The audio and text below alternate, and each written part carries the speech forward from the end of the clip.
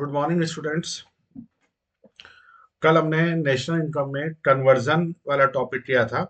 हमने बात किया था ग्रॉस हमने बात किया था ग्रॉस से नेट का कन्वर्जन डेप्रिसिएशन के थ्रू। ग्रॉस में से माइनस किया था आपने तो नेट आ गया था। नेट में अगर आप प्लस कर दोगे डेप्रिसिएशन तो ग्रॉस आ जाएगा। दूसरी चीज हमने किया था नेशनल और डोमेस्टिक के लिए। नेशनल और डोमेस्टिक के लिए तो नेशनल और डोमेस्टिक में मैंने डिफरेंस बताया था net factor income from abroad का, एनएफआईए। नेशनल में से माइनस कर देंगे तो डोमेस्टिक आ जाएगा। डोमेस्टिक में प्लस कर देंगे नेशनल तो आप पहुंच जाएंगे नेशनल पे। अगर डोमेस्टिक में प्लस कर दिया net factor income from abroad. तीसरी हमने बात किया था मार्केट प्राइस की, कि अगर हमारा कोई एग्रीगेट मार्केट प्राइस पे है और फैक्टर कॉस्ट पे हमें कन्वर्ट करना है तो इसका डिफरेंस हमने बताया था एनआईटी। मार्केट प्राइस में आप माइनस कर देंगे नेट इनडायरेक्ट टैक्स, आप फैक्टर कॉस्ट पे आ जाएंगे। और अगर फैक्टर कॉस्ट में आप प्लस कर देंगे एनआईटी तो आप मार्केट प्राइस पे आ जाएंगे। अब इससे रिलेटेड कुछ थोड़ी सी और बातें जो मैंने कहा था बाद में डिस्कस करेंगे। सबसे पहले एक बात आपको नोट करनी है कि जो डेप्रिसिएशन है, डेप्रिसिएशन का अदर नेम, सेकंड नेम जो होगा वो होगा consumption of fixed capital. Consumption of fixed capital. अगर डेप्रिसिएशन नाम से नहीं दी value, consumption of fixed capital दिया है तो इसका मतलब भी डेप्रिसिएशन है। The first thing. सेकंड, हमने बात किया था net factor income from abroad, NFIA. NFIA अगर इसी फॉर्म में नहीं दिया है net factor income from abroad तो मे बी आपको दिया होगा फैक्टर इनकम फ्रॉम अब्रॉड, आप इसमें से माइनस कर देंगे फैक्टर इनकम टू अब्रॉड। मैंने ये शॉर्ट फॉर्म लिखा है FIFA minus FITA. Full form में दोबारा बोल दे रहा हूं, फैक्टर इनकम फ्रॉम अब्रॉड, हमने अब्रॉड से कितना हमने अर्न किया उसमें से माइनस कर देंगे फैक्टर इनकम टू अब्रॉड। फीफा फैक्टर इनकम फ्रॉम अब्रॉड, उसमें से माइनस कर देंगे फैक्टर इनकम टू अब्रॉड तो आपका आ जाएगा net factor income from abroad. इस तरीके से the second thing is this, अगर क्वेश्चन में net factor income from abroad की जगह पे अगर दिया हुआ हो net factor income to abroad, दोनों में फर्क समझा आपने? वो था NFIA, net factor income from abroad. अब मैंने यहां वर्डिंग लिखा है net factor income to abroad, तो दोनों में डिफरेंस है। अगर net factor income to abroad दिया हुआ 30, हमें चाहिए net factor income from abroad, तो एनएफआईए बनाने के लिए आप इस वैल्यू को कर देंगे -30। बात खत्म। शॉर्ट में इतनी बात समझनी है। अगर net factor income to abroad दिया हुआ है -70, तो आपका जो net factor income from abroad होगा वो हो जाएगा 70। केवल साइन चेंज करना है और कुछ भी नहीं। इतनी बातें समझ में आई। तीसरी हमने बात बोला नेट इनडायरेक्ट टैक्स की बात हो रही है। Net indirect tax, net indirect tax जो हमारा होगा उसकी जगह आप लिखेंगे net indirect tax equal to indirect tax minus subsidies. Indirect tax minus subsidies.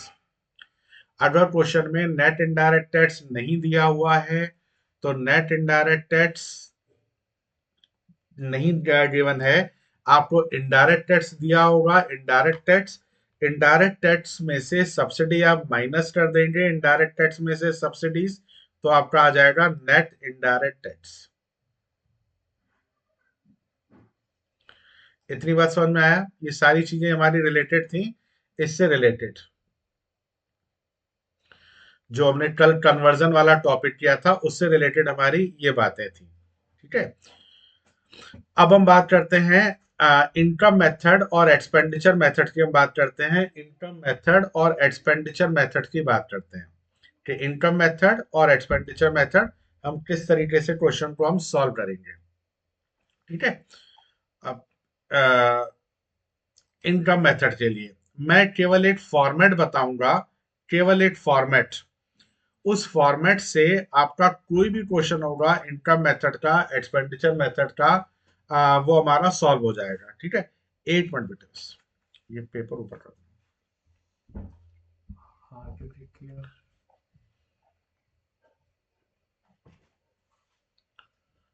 Zoom in zoom out हो रहा है। ये हाथ पे लेके किया, हाँ, और इसको नीचे ये दबा के। अच्छा।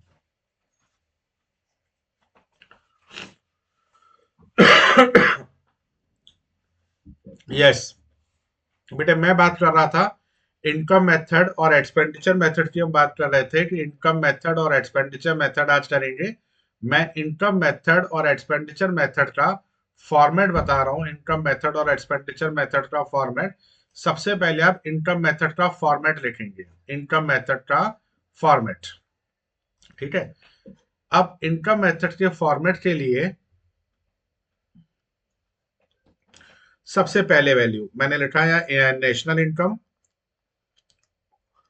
नेशनल इनकम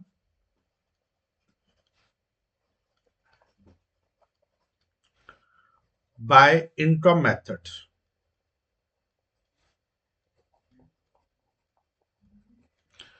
फर्स्ट आपको कुछ भी नहीं करना, केवल जो मैं फॉर्मेट बता रहा हूं इस फॉर्मेट के हिसाब से आपको वैल्यूज ढूंढनी है। सबसे पहले आप वैल्यूज ढूंढेंगे compensation of employees, compensation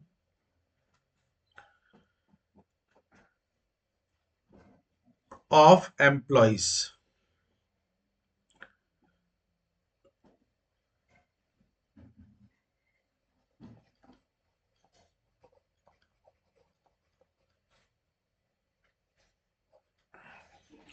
compensation of employees, अगर क्वेश्चन में गिवन है कॉम्पनसेशन ऑफ एम्प्लॉइज तो that's all.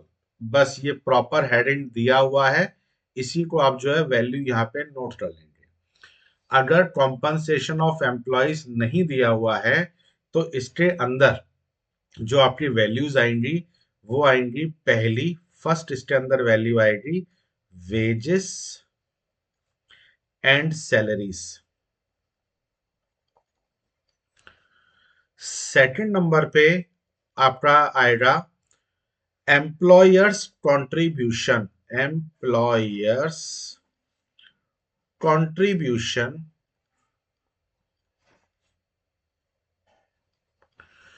To social security scheme. मैंने एसएस लिखा है, मैंने पूरा मुंह से बोला है, उसी को आप नोट कर लेंगे। जाए employers contribution to social security scheme, to social security scheme. यहां हमें ध्यान देना है, ये जो हमारा वर्ड होगा एम्प्लॉयर का कंट्रीब्यूशन होना चाहिए, न कि एम्प्लॉय का। ये जो दो चीजें हैं हमारी ए और बी, इन दोनों का जो सबमिशन होगा वो कहलाएगा कॉम्पनसेशन ऑफ एम्प्लॉइज। सर कैसे बेटे, अगर इसकी वैल्यू है 100 और इसकी वैल्यू है 50, तो ये दो चीजें 100 और 50, ये दो चीजें मिलकर के हमारा बनेगा यहां पर 150 कॉम्पनसेशन ऑफ एम्प्लॉइज। अगर क्वेश्चन में compensation of employees already given है तो कोई बात ही नहीं है, सीधे आप 150 लिखेंगे। अगर कॉम्पनसेशन ऑफ एम्प्लॉइज नहीं दिया हुआ है तो आप इन दो आइटम्स को प्लस करेंगे, आपकी वैल्यू बन जाएगी कॉम्पनसेशन ऑफ एम्प्लॉइज। सेकंड चीज आपका इसमें आएगा ऑपरेटिंग सरप्लस, ऑपरेटिंग सरप्लस। अब अगर ऑपरेटिंग सरप्लस बन के दिया हुआ हो, मतलब क्वेश्चन में अगर गिवन है ऑपरेटिंग सरप्लस, तो आप डायरेक्ट यहाँ वैल्यू लिख दो ऑपरेटिंग सरप्लस जितना दिया हुआ है उतना। लेकिन अगर ऑपरेटिंग सरप्लस नहीं दिया हुआ है तो इसके पार्ट होते हैं, इसके पार्ट। इसमें पहला आएगा rent and royalty, rent and royalty, interest, और तीसरा प्रॉफिट। फर्स्ट पे रेंट, बी नंबर पे इंटरेस्ट, और सी पे हमारा प्रॉफिट।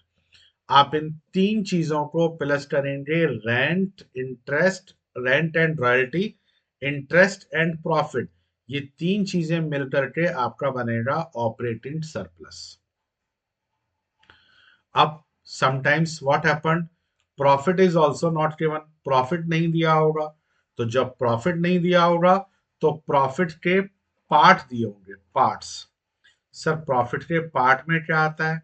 बेटे प्रॉफिट के पार्ट में आता है ये चीजें, प्रॉफिट। अब मैं यहाँ प्रॉफिट के यहाँ पार्ट लिख रहा हूँ। प्रॉफिट के पार्ट में क्या क्या चीजें आएंगी?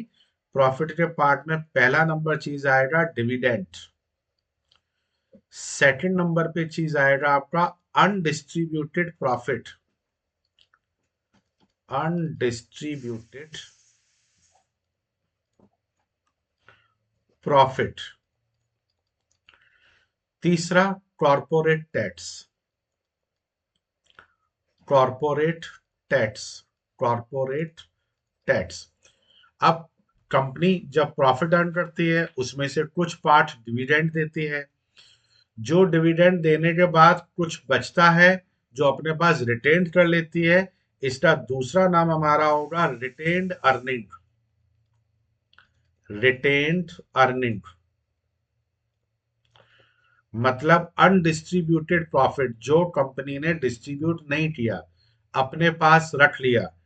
तीसरा हमारा, इसका तीसरा नाम भी होता है, और इसमें किसी भी नाम से क्वेश्चन में दिया हो सकता है, कॉर्पोरेट सेविंग, कॉर्पोरेट सेविंग्स। तीन चीजें, डिविडेंड, डिविडेंड के नाम से दिया होगा। दूसरा नंबर जो पॉइंट है हमारा अनडिस्ट्रीब्यूटेड प्रॉफिट, रिटेन्ड अर्निंग, या फिर कॉर्पोरेट सेविंग्स। तीसरा कॉर्पोरेट टैक्स। ये तीनों चीजें मिलकर के अगर हम इन तीनों का सबमिशन करें तो वो हमारा प्रॉफिट के बराबर होगा, प्रॉफिट। या तो ऑपरेटिंग सरप्लस दिया होगा क्वेश्चन में, if operating surplus is not given then we have to add up only these three values, rent and royalty, interest and profit। अगर प्रॉफिट भी नहीं दिया हुआ है तो प्रॉफिट की जगह पे आप डिविडेंड, अनडिस्ट्रीब्यूटेड प्रॉफिट और कॉर्पोरेट टैक्स, ये तीन चीजें आप प्लस करेंगे। इन तीन चीजों को प्लस करके आपका बन जाएगा प्रॉफिट। बस तीसरे नंबर पे लास्ट चीज एक और आएगी, मिड्स इनकम। बोर्ड एग्जाम में 8 नंबर का क्वेश्चन आता है, व्हाट इज मिड्स इनकम। अगर पूछा जाए व्हाट इज मिड्स इनकम, आपको 1 मार्क में केवल जो है इतना सा लाइन लिखनी है, income of the self employed person is called mixed income, income of the self employed person is called mixed income. बेटे यहाँ आपने देखा इनकम मेथड में तीन तरीके के लोग मैंने दिखाए। फर्स्ट पॉइंट में मैंने लिखा कॉम्पनसेशन ऑफ एम्प्लॉइज, यहां वो लोग थे जो सैलरीड पर्सन हैं, जो जॉब कर रहे हैं। दूसरे में आया ऑपरेटिंग सरप्लस, ऑपरेटिंग सरप्लस में ओनर्स हो गए ऑफ फैक्टर्स ऑफ प्रोडक्शन, जो या तो बिजनेस कर रहे हैं या ओनर हैं लैंड के, ओनर हैं कैपिटल के। जो भाई लैंड है, लैंड के बदले में they are getting rent, and जो ओनर है कैपिटल के, दे आर गेटिंग इंटरेस्ट। और जो बंदा बिजनेस कर रहा है, एंटरप्रेन्योर है, तो वो प्रॉफिट अर्न कर रहा है। तीसरी कैटेगरी में आते हैं वो बंदे जो मिड्स इनकम कैटेगरी के अंदर उनकी इनकम को रखा जाएगा। मिड्स इनकम मैंने क्या बताया, income of the self employed person, जो खुद से एम्प्लॉयड है, डॉक्टर है, जॉब नहीं कर रहा, अपनी क्लिनिक पे है, ठीक है। अब उनकी इनकम उनके टैलेंट की वजह से भी है, और जो उन्होंने इंफ्रास्ट्रक्चर डेवलप कर रखा है उसकी वजह से भी है। बस अब आप इन तीनों इनकम को जो है, तीनों चीजों को आप प्लस करोगे, जो आपका नीचे वैल्यू आएगा, ये आपको लर्न करना है ये कहलाएगा NDP at factor cost. Net domestic product at factor cost ये कहलाएगा। अब सपोज क्वेश्चन में आपको दिया हुआ है, क्वेश्चन में कि आपको नेशनल इनकम निकालनी है, नेशनल इनकम, आपको इसमें नेशनल इनकम निकालना है। तो जब अगर नेशनल इनकम निकालना है तो एनडीपी एट फैक्टर कॉस्ट है। अब देखो, अब हमारा यहाँ कन्वर्जन काम आएगा, जो हमने कल कन्वर्जन सीखा था इससे लास्ट क्लास में। अब नेशनल इनकम का मैंने मतलब बताया था, नेशनल इनकम होता है NNP eight factor cost, NNP eight factor cost. अब बताओ, एनडीपी एट फैक्टर कॉस्ट, इन तीन वैल्यूज को प्लस करके आ गया। अब इसमें एन से एन सेम है, इक्वल, डोमेस्टिक से नेशनल चेंज है केवल। इसका मतलब we have to go from domestic to national, हमें डोमेस्टिक से नेशनल पे जाना है। तो क्या करेंगे, net factor income from abroad plus कर देंगे, आपकी जो वैल्यू आएगी वो आ जाएगी एनएनपी एट फैक्टर कॉस्ट। हो गया हमारा इनकम मेथड। इनकम मेथड का फॉर्मेट हो गया। एक बार इनकम मेथड का फॉर्मेट आप पूरा एक बार देख लो कि कैसे लिखा हुआ है हमने इसको। ये मैं थोड़ा सा जूम आउट कर दे रहा हूं इसमें। ये क्वेश्चन देखें आप इस तरीके से। फर्स्ट मैं एक बार पढ़ के दोबारा बता दे रहा हूं, ये सारा इसमें national income by income method. First हमारा कॉम्पनसेशन ऑफ एम्प्लॉइज, इसके अंदर वेजेस एंड सैलरीज। दूसरा employers contribution to social security scheme. Second is operating surplus, इसके अंदर रेंट एंड रॉयल्टी, इंटरेस्ट और प्रॉफिट। प्रॉफिट अगर गिवन नहीं है तो डिविडेंड, अनडिस्ट्रीब्यूटेड प्रॉफिट और corporate tax. Third mixed income, छोटा सा फॉर्मेट, बस इसके अलावा हमें और कोई वैल्यू लिखना ही नहीं है, दैट्स ऑल। अब हम बात करते हैं एक्सपेंडिचर मेथड की।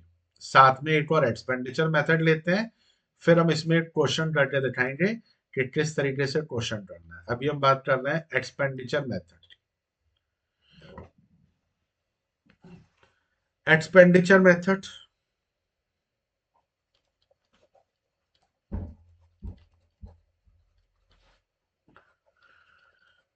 एक्सपेंडिचर मेथड में भी जो जो वैल्यूज मैं बोलूं केवल वो ही लिखना है हमें, इसके अलावा और कुछ भी नहीं लिखना है।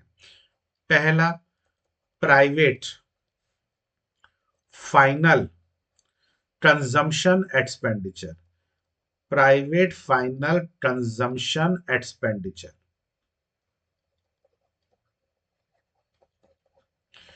क्वेश्चन में दिया होगा private final consumption expenditure, question में गिवन होगा। सेकंड, गवर्नमेंट, मैंने जीओवीटी लिखा है, government, government final consumption expenditure, government final consumption expenditure. आप यहां प्राइवेट फाइनल की वैल्यू लिखोगे, गवर्नमेंट फाइनल की वैल्यू लिखोगे। तीसरे नंबर पे चीज आएगी, तीसरे नंबर पे ग्रॉस डोमेस्टिक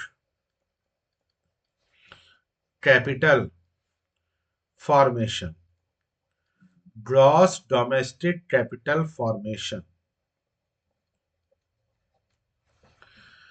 अब अगर क्वेश्चन में ग्रॉस डोमेस्टिक कैपिटल फॉर्मेशन दिया हुआ हो, दैट्स ओके, ये वैल्यू आएगी।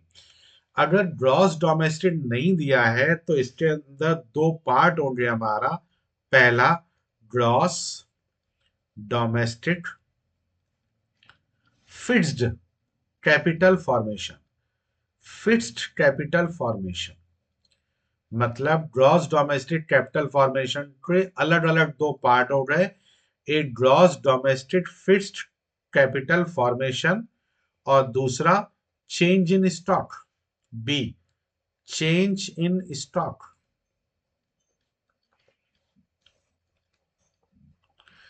इन दोनों चीजों को आप प्लस करेंगे तो बन जाएगा gross domestic capital formation.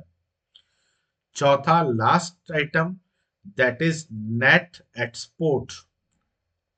Net export sir, net export अगर क्वेश्चन में गिवन हो दैट्स ओके, अगर नहीं है गिवन क्वेश्चन में आप एक्सपोर्ट में से इंपोर्ट माइनस करें। May be in question export alert दिया हुआ हो, इंपोर्ट अलर्ट दिया हुआ हो, एक्सपोर्ट में से इंपोर्ट माइनस कर दो, आ जाएगा नेट एक्सपोर्ट। इन चार वैल्यूज को जब आप प्लस कर देंगे, चार वैल्यूज को, तो जो हमारी नीचे वैल्यू आएगी वो कहलाएगी जीडीपी एट मार्केट प्राइस। दोबारा बोल रहा हूं, केवल इन चार वैल्यूज को प्लस करके जो हमारा नीचे आंसर आएगा, वैल्यू आएगी, एग्रीगेट आएगा, that is called GDP at market price. Suppose we have to calculate GDP at market price only, so that is the GDP at market price. If the question is asking about national income, means NNP at factor cost, फिर वही बात, हमें यहां जाना है NNP at factor cost। मैंने लिखा NNP at factor cost, मुझे यहां जाना है, वही कन्वर्जन काम आने वाला है। बताओ, ग्रॉस से नेट पे जाने के लिए, ग्रॉस से नेट पे जाने के लिए डेप्रिसिएशन माइनस करो, डोमेस्टिक से नेशनल पे जाने के लिए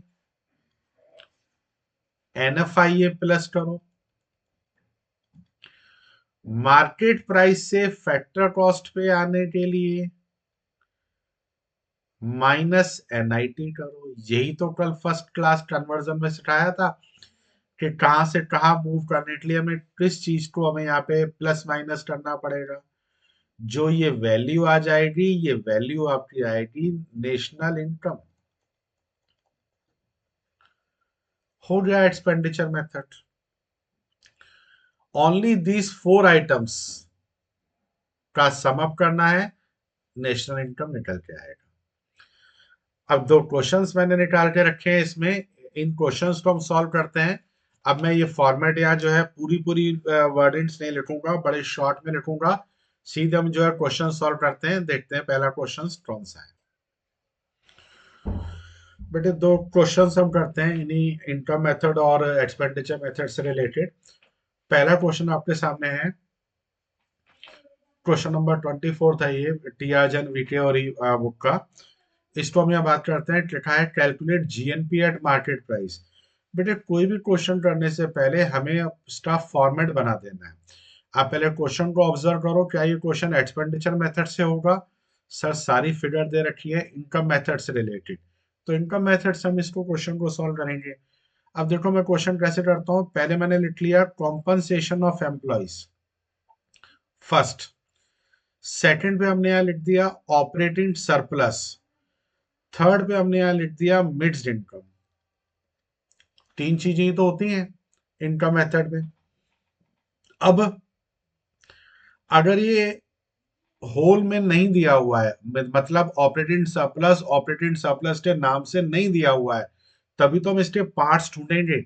अदरवाइज ऑपरेटिंग सरप्लस गिवन होगा तो हम डायरेक्ट ऑपरेटिंग सरप्लस ही लिखेंगे।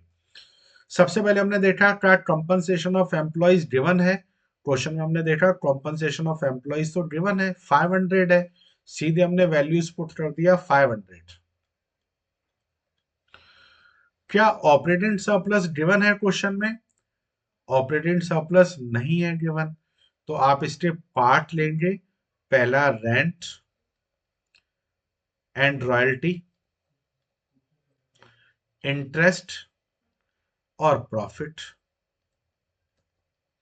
चेक करो रेंट कितना है, क्वेश्चन में रेंट गिवन है 100 ले लिया। क्या रॉयल्टी भी गिवन है? सर रॉयल्टी भी दिया हुआ है, रॉयल्टी है 20, हमने यहाँ प्लस कर दिया, रॉयल्टी भी 20 दिया हुआ है। क्या इंटरेस्ट कितना दिया हुआ है? इंटरेस्ट है 110, इंटरेस्ट ले लिया 110। प्रॉफिट गिवन है, थैंक गॉड प्रॉफिट गिवन है, प्रॉफिट है 200। अगर प्रॉफिट नहीं दिया होता तो हमें भी इसके पार्ट्स लिखने पड़ते, डिविडेंड, अनडिस्ट्रीब्यूटेड प्रॉफिट और कॉर्पोरेट टैक्स। अब इनको सबको हमने प्लस कर दिया, ऑपरेटिंग सरप्लस के नाम पे कितना आना चाहिए, 200, 300, 430। तो ऑपरेटिंग सरप्लस में हमने यहाँ लिख दिया 430। मिड्स इनकम कितना दिया हुआ है, मिड्स इनकम दिया हुआ है फोर्थ नंबर पे 600 है, तो मिड्स इनकम हमने ले लिया 600, 600। सबका सम अप किया, 64,1530, 1530 हो गया। अब बताओ इसको क्या बोलोगे, इसको हम बोलेंगे एनडीपी एट फैक्टर कॉस्ट, जबकि क्वेश्चन की रिक्वायरमेंट है gross national product at market price, gross national product at market price. आप देख रहे हो नेट से ग्रॉस जाना पड़ेगा, तो जब नेट से ग्रॉस जाना पड़ेगा तो प्लस कर दोगे डेप्रीसिएशन। अब क्वेश्चन में देखो डेप्रीसिएशन है, क्वेश्चन में आप डेप्रीसिएशन ढूंढते रह जाओगे, डेप्रीसिएशन नहीं मिलेगा। सर आपने दूसरा नाम बताया था कंजम्पशन ऑफ फिक्स्ड कैपिटल, वो भी नहीं है। बेटे क्वेश्चन में नई बात आई है, ये बात आई है ग्रॉस डोमेस्टिक कैपिटल फॉर्मेशन और net domestic capital formation. Gross domestic capital formation, net domestic capital formation, कुछ याद आया? सर ये तो आइटम एक्सपेंडिचर मेथड का है, एक्सपेंडिचर मेथड का है, कोई बात नहीं, लेकिन ग्रॉस डोमेस्टिक है और नीचे नेट डोमेस्टिक है। ग्रॉस और नेट का डिफरेंस होता है डेप्रीसिएशन। ग्रॉस डोमेस्टिक दिया है 140, नेट डोमेस्टिक दिया है 120, तो ग्रॉस में से नेट माइनस करेंगे, डेप्रीसिएशन की वैल्यू आ जाएगी 20, ऐसे आएगा डेप्रीसिएशन। अब नेट से ग्रॉस बना लिया हमने, डोमेस्टिक से नेशनल बनाना है, डोमेस्टिक से नेशनल बनाना है तो नफिया net factor income from abroad add करना पड़ेगा। Net factor income from abroad दिया है -10, हमें प्लस करना है 10, लेकिन वैल्यू है -10 में तो माइनस हो जाएगी। हमें फैक्टर कॉस्ट से मार्केट प्राइस पे जाना है, क्योंकि मुझे मार्केट प्राइस क्वेश्चन में पूछा है, तो मार्केट प्राइस पे जाने के लिए आपको एनआईटी ऐड करना पड़ेगा, NIT. Net indirect tax question में गिवन है 150, 150 आप ऐड कर देंगे। देखो 150 ऐड होगा, 20 भी ऐड होगा, माने 170 ऐड होगा, 10 माइनस हो जाएगा, मतलब 160, 160 इसमें ऐड होगा। तो 1530 में 160 ऐड किया, 1690, आंसर आ गया 1690। अब ये 1690 क्या है, ये 1690 आया GNP at market price. Check करो नेट, जो नेट था वैल्यू, नेट, नेट से ग्रॉस पे आने के लिए हमने डेप्रीसिएशन किया, डेप्रीसिएशन। डोमेस्टिक से नेशनल पे आने के लिए हमने ये नफिया यूज किया था, नफिया ये वाला। और फैक्टर कॉस्ट से मार्केट प्राइस पे आने के लिए हमने ये एनआईटी यूज किया, एनआईटी। The answer is 1690। केवल आपको फॉर्मेट बनाना है, फॉर्मेट में वैल्यू पुट करनी है, आंसर अपने आप आता चला जाएगा। ठीक है बेटे, अब हम बात करते हैं आगे। एक और क्वेश्चन हम सॉल्व करते हैं।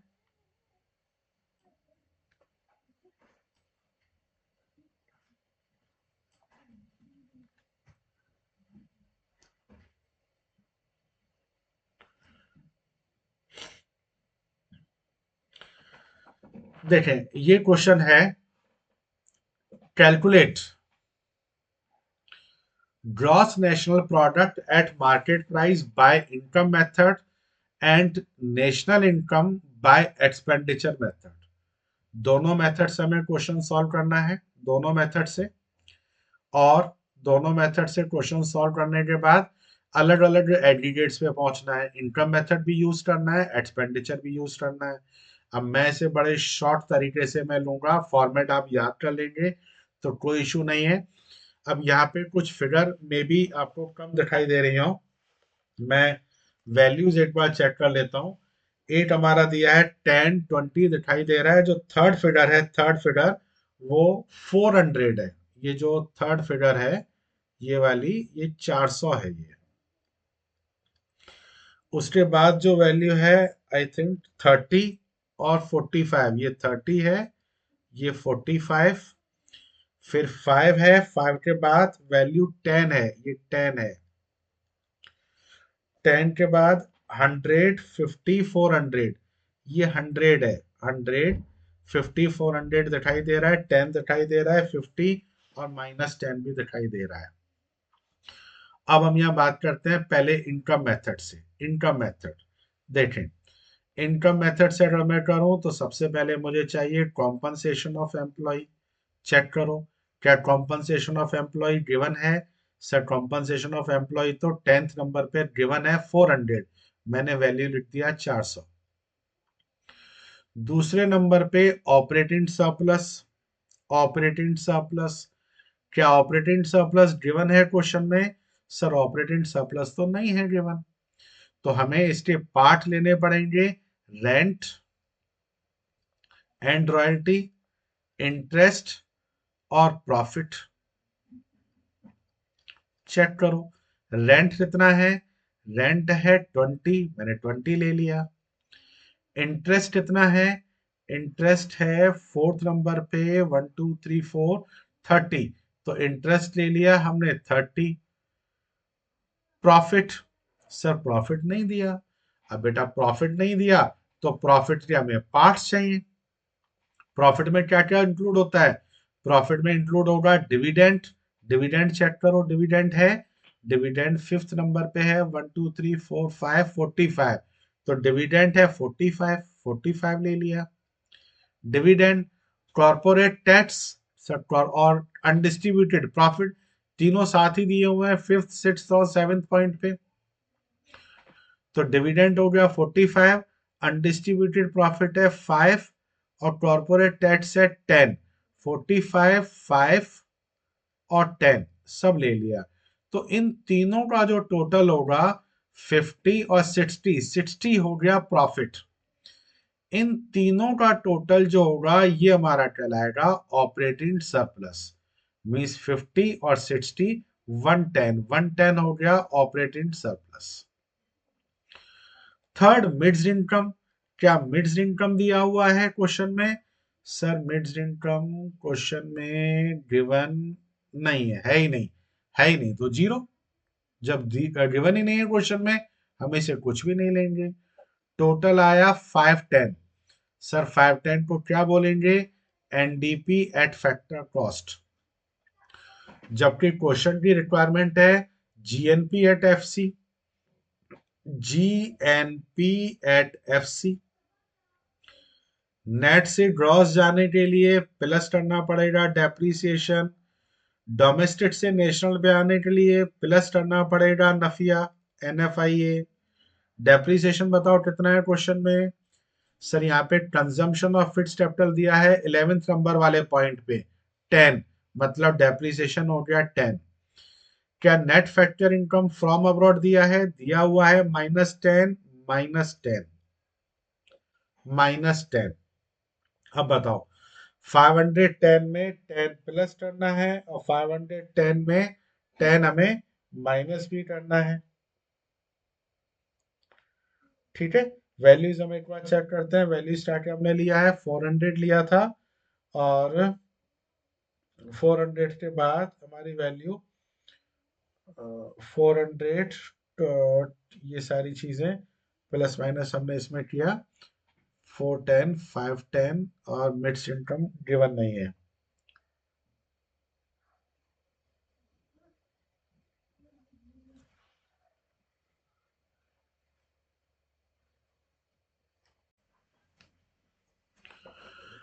क्वेश्चन में जीएनपी एट फैक्टर कॉस्ट नहीं, वो ऊपर लिखा हुआ है, क्वेश्चन की रिक्वायरमेंट है जीएनपी एट मार्केट प्राइस।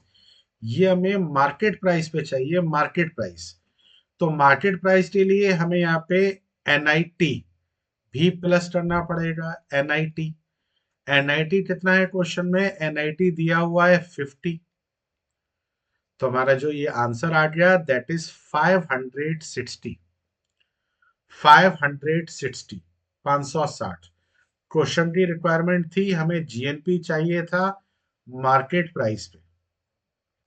तो ये जीएनपी मार्केट प्राइस, डेप्रिसिएशन का भी यूज हुआ, एनएफआईए का भी यूज हुआ, एनएफआईए का भी यूज हुआ, और हमारा एनआईटी का भी यूज हुआ। ये हमारा हो गया इनकम मेथड से। अब अगर हम बात करें एक्सपेंडिचर मेथड से, कि यही क्वेश्चन अगर हमें एक्सपेंडिचर मेथड से सॉल्व करना है, तो कुछ नहीं, एक्सपेंडिचर मेथड के लिए सिंपल, आप प्राइवेट फाइनल कंजम्पशन एक्सपेंडिचर, मैं देखो कैसे लिख रहा हूं, PFCE, private final consumption expenditure, government final consumption expenditure, gross domestic capital formation, gross domestic capital formation, और नेट एक्सपोर्ट। चार चीजें प्लस करनी है बस। ढूंढो क्वेश्चन में प्राइवेट फाइनल कंजम्पशन एक्सपेंडिचर कितना है? 400, 400 ले लिया। गवर्नमेंट फाइनल कंजम्पशन एक्सपेंडिचर कितना दिया है क्वेश्चन में? 100 है, 100 ले लिया। ग्रॉस डोमेस्टिक कैपिटल फॉर्मेशन, अब क्वेश्चन में देखो नेट डोमेस्टिक कैपिटल फॉर्मेशन दे रखा है, नेट। अब दो बातें, या तो आप नेट डोमेस्टिक कैपिटल फॉर्मेशन ले लो 50, 50, इसको ग्रॉस की जगह पे काट के इस ग्रॉस को नेट कर दो, net domestic capital formation. Sir फिर आंसर, बेटे नीचे जो आंसर आएगा वो जीडीपी की जगह एनडीपी आ जाएगा, एनडीपी एट मार्केट प्राइस। अगर ऊपर ग्रॉस प्लस करते तो नीचे जीडीपी एट मार्केट प्राइस आएगा। ऊपर हम add net domestic capital formation कर रहे हैं तो नीचे net NDP at market price आएगा। ठीक है। चौथा दिया है नेट एक्सपोर्ट, नेट एक्सपोर्ट ढूंढो, क्वेश्चन में दिया हुआ है नेट एक्सपोर्ट दिया हुआ है 10, सबको प्लस कर दो। 4, 500, 560 आ गया, 560, 560 क्या आया? NDP at market price, NDP at market price. जबकि क्वेश्चन की रिक्वायरमेंट है नेशनल इनकम, क्वेश्चन को चाहिए नेशनल इनकम, मतलब NNP eight factor cost, NNP eight factor cost. Domestic से नेशनल पे जाना है, प्लस कर दो एनएफआईए। मार्केट प्राइस से फैक्टर कॉस्ट पे जाना है, माइनस कर दो एनआईटी। एनएफआईए कितना है? एनएफआईए चेक करो, net factor income from abroad -10, और नेट इनडायरेक्ट टैक्स इतना है, नेट इनडायरेक्ट टैक्स है 50। दोनों चीजें माइनस हो जाएंगी। 560 में से 10 प्लस करना था लेकिन वैल्यू माइनस में है, माइनस हो जाएगा। 50 भी माइनस करना है, तो हमारा एनएनपी एट फैक्टर कॉस्ट आ गया 500। ये हमारा आ गया 500 एक्सपेंडिचर मेथड से। क्वेश्चन 8 था, करना दोनों मेथड से था, दोनों मेथड से सॉल्व कर दिया। केवल आपको फॉर्मेट पुट करना है, वैल्यू लिखते जाओ, इसके अलावा कुछ और लिखना ही नहीं है जो मैंने बोला। आपका इनकम मेथड हुआ, एक्सपेंडिचर मेथड हुआ, अब बचा आउटपुट मेथड। इन दोनों मेथड की प्रैक्टिस करेंगे। कुछ डाउट, कुछ क्वेरीज वगैरह, कुछ अगर बात हो तो आप कमेंट में डालना। अगर दो चार क्वेश्चन और करवाने हो तो मैं और करा दूंगा। कुछ डाउट्स वगैरह हो कमेंट में आप बता सकते हो। अदरवाइज अगली क्लास में मैं आउटपुट मेथड को लेके चलूंगा, आउटपुट मेथड को फिनिश करेंगे। ठीक है। और कुछ डाउट कुछ वगैरह हो तो आप आराम से पूछ सकते हो। ठीक है। Thank you, thanks a lot, goodbye बेटे।